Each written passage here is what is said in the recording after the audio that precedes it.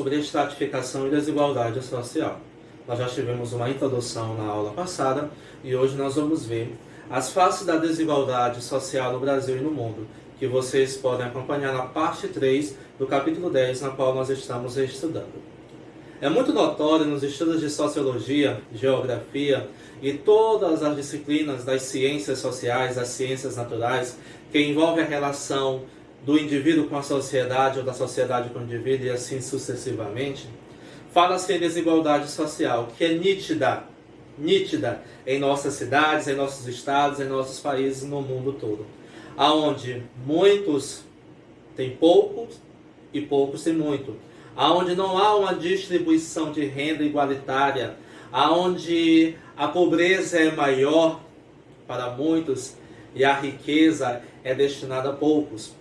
Nos livros de sociologia, de geografia, como eu já falei, ou em outras disciplinas, é muito rotineiro um exemplo de uma determinada cidade onde um condomínio luxuoso tem os seus limites como a favela, com palafitas, com casas periféricas.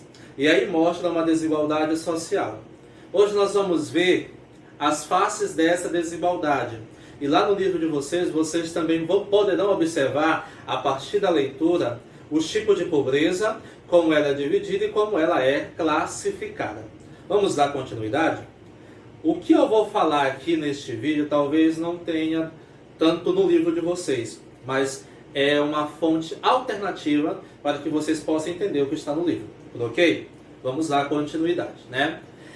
Em pleno século XXI, cerca de 800 milhões de pessoas, das quais 300 milhões são crianças, são vítimas da fome no mundo, são vítimas da desigualdade social, estão vulneráveis, não têm aquilo que é digno para sobreviver.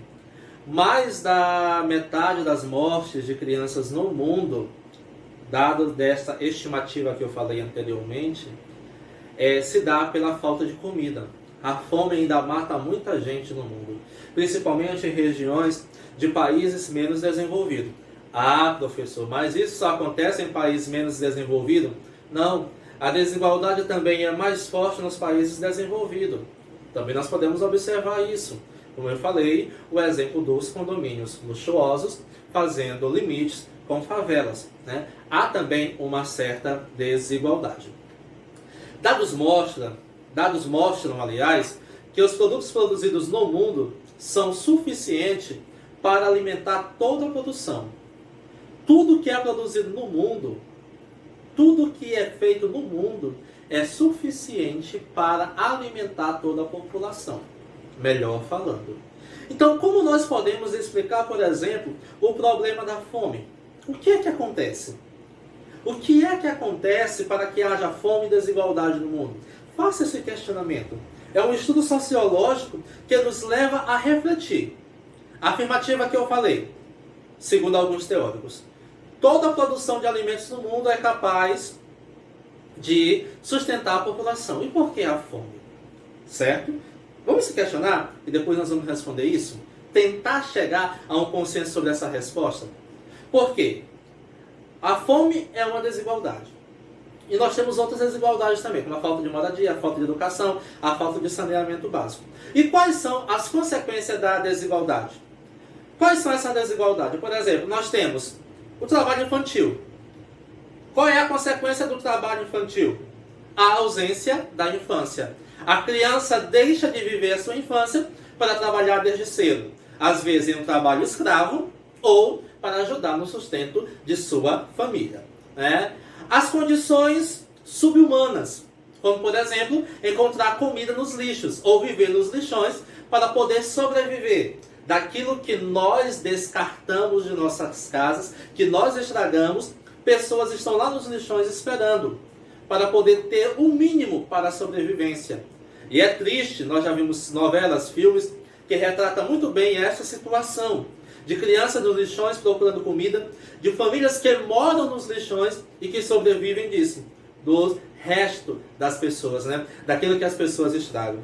E até vem para nós uma conscientização. Poxa, tantas pessoas necessitando e nós estragando, nós poderíamos fazer uma doação ou coisa do tipo.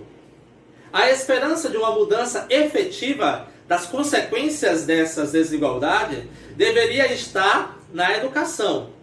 Mas até a educação, que é um direito de todos, não chega igualitária para todo mundo.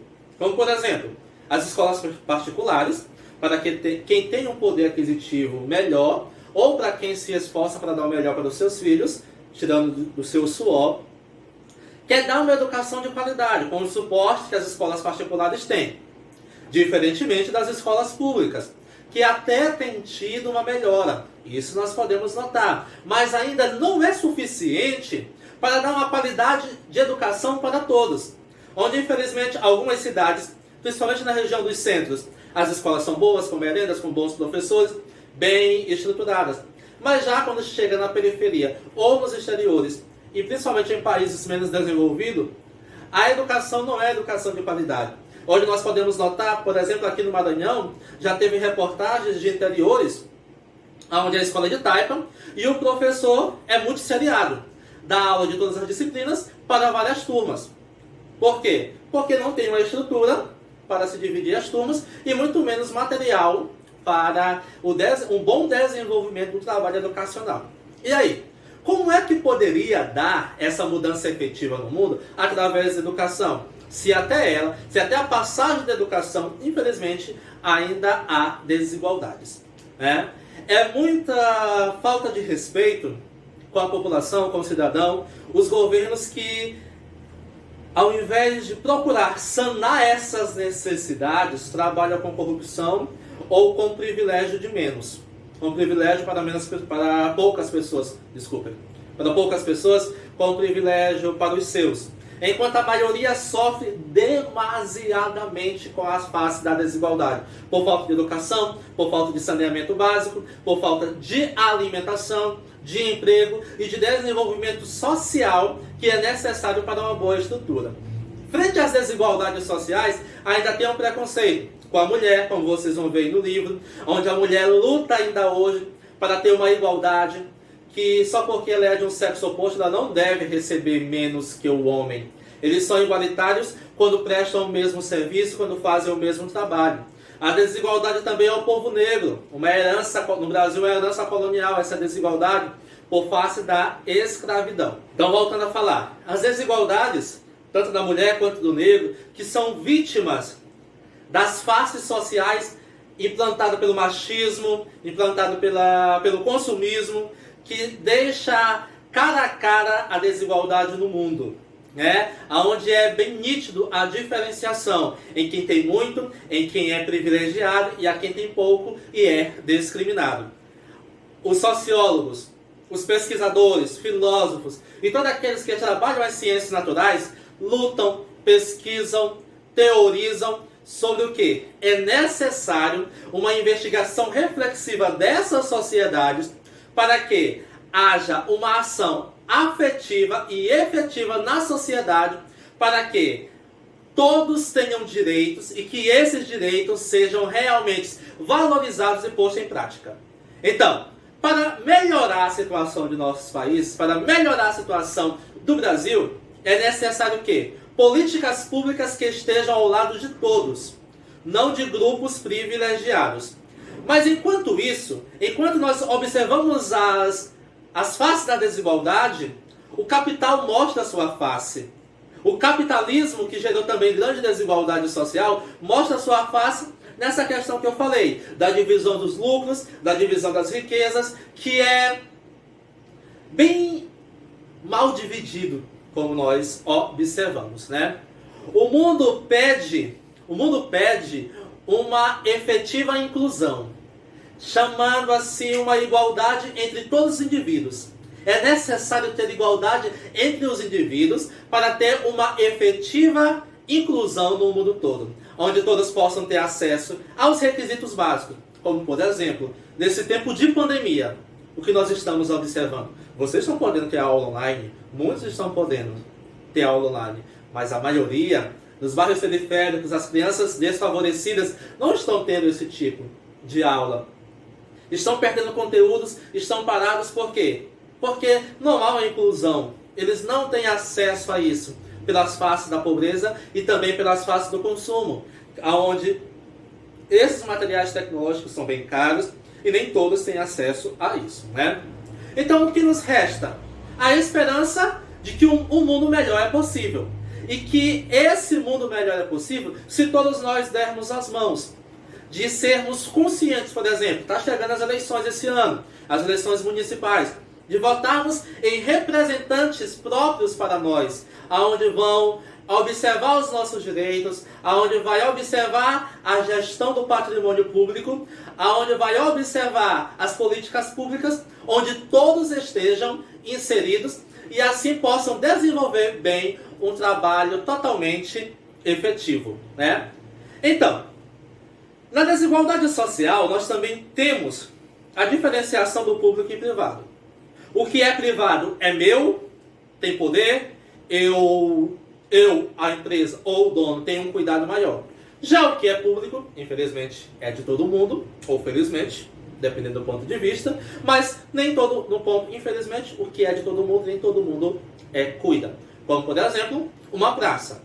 O governo faz uma praça belíssima, bem arborizada, com gramas, com bancos bonitos, mas vem a população, quebra os galhos das árvores, os bancos, pisa sobre a grama.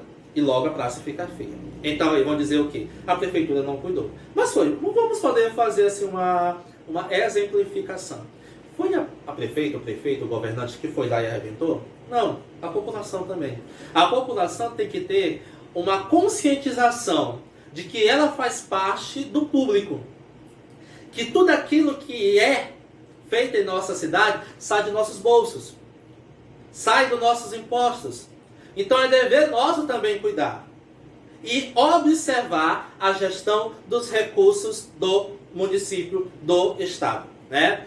Nosso sistema está dividido em quê? O Estado, que é o poder público, o mercado, que é o capital, né? O capitalismo, e um terceiro setor, que são os movimentos sociais, as ONGs, que lutam para observar os dois outros setores, para que assim esteja ao lado dos menos favorecidos, né?